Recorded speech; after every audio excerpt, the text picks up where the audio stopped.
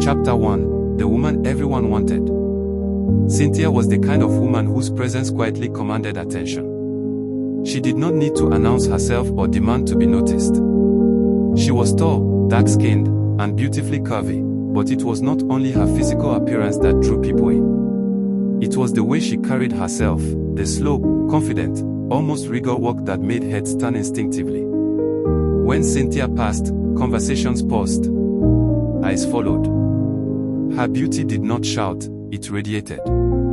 Young boys admired her from afar, whispering her name with shy fascination. To them, she felt almost unreal, like something admired but never approached. Men, both married and single, found themselves drawn to her in ways they could not easily explain.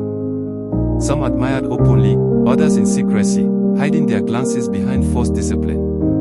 Cynthia was the kind of woman people talked about when she wasn't around and remembered long after she had gone. Yet despite all the admiration, Cynthia remained emotionally untouched. Because her heart belonged to one man. His name was Victor. Victor was not wealthy. He did not come from comfort or privilege. He was a young man who struggled constantly to make ends meet, often walking through life with empty pockets but a stubborn belief that the future could still be better. His clothes were simple, sometimes worn, but his eyes carried hope. Life had tested him repeatedly, yet it had not broken his spirit. Where the world saw Victor's poverty, Cynthia saw his strength. She saw a man who refused to give up on himself, who believed deeply in effort, patience, and growth. With Victor, Cynthia felt seen beyond her beauty. He did not reduce her to her body or worship her appearance. He listened to her thoughts, valued her opinions, and noticed her silences. He loved the part of her the world ignored, the fears she hid, the dreams she spoke of only in whispers. Their love was quiet and sincere. They did not need luxury or grand gestures. Long walks replaced expensive dates. Late-night conversations replaced lavish gifts. They talked endlessly about the future, about building a life together, about rising above hardship, about one day looking back at their struggles and smiling. With Victor, Cynthia felt like more than a beautiful woman admired by many, she felt like a woman truly known by one. Their bond felt almost unreal. It was the kind of love people described in fairy tales, the kind seen in movies but rarely experienced in real life. They believed love could overcome anything. They believed time was on their side. They believed that if they held on long enough, life would eventually reward their patience. But love was not the only presence in their story. Poverty lingered quietly in the background. It did not interrupt their laughter immediately or silence their dreams all at once. It simply watched, waiting patiently.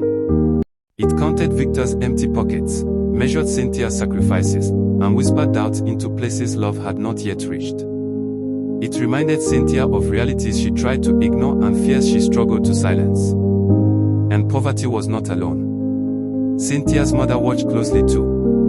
A woman shaped by years of struggle and survival, she believed deeply that marriage could not survive on love alone. She had seen emotions fade when comfort was absent and dreams collapse under the weight of reality. To her, love was important, but stability was essential. She reminded Cynthia often. Marriage does not feed on love alone, she would say. It needs food. It needs comfort. It needs security. As the first child of the family, Cynthia carried heavy expectations. Her future was not seen as hers alone, it was seen as the family's hope for better days.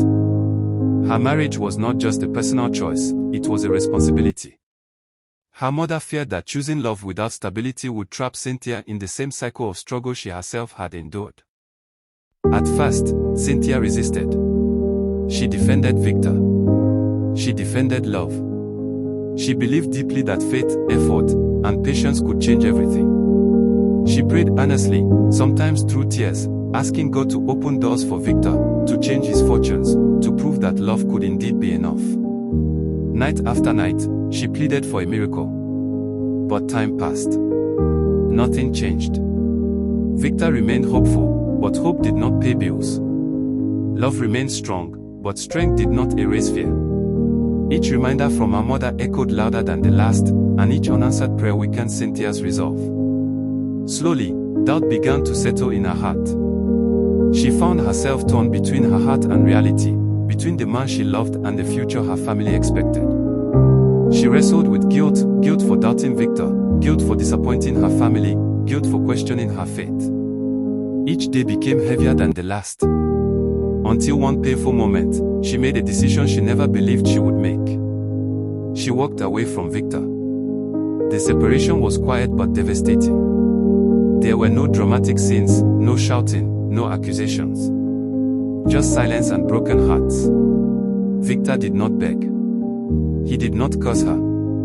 He only looked at her with confusion and pain, trying to understand how something so beautiful could end so suddenly. They went their separate ways, each carrying fragments of a love that never truly died. That night, as Cynthia lay awake convincing herself she had done the right thing, Faith listened quietly and smiled. Because love had just lost its first battle. End of chapter hook. They believed love could conquer all, but life was only getting started. Backhand index pointing right. Subscribe to Sexy-filled real life stories. Because some love stories don't end happily, they end truthfully.